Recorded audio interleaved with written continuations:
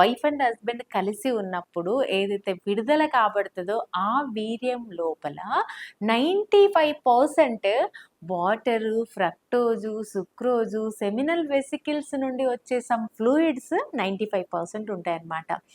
5% మాత్రమే దాంట్లో వీర్యం కణాలనేవి ఉంటాయి. సో, ఆ వీర్యం కణాలకేంటంటే పైకి వెళ్ళే గుణమే ఉంటది. న్యూట్రస్ ఇలా ఉన్నప్పుడు వెజైనాలో వైఫ్ అండ్ హస్బెండ్ కలిసినప్పుడు సీమెన్ విడుదల కాబడుతది. ఈ సీమెన్‌కి గుణము పైకి వెళ్ళే గుణమే ఉంటది. కిందకి వచ్చే గుణము ఉండదు. సో, దానివల్ల మీరు బయటకి ఏదైతే వస్తుందో దాంట్లో ఉండేది వీర్య కణాలు కాదు.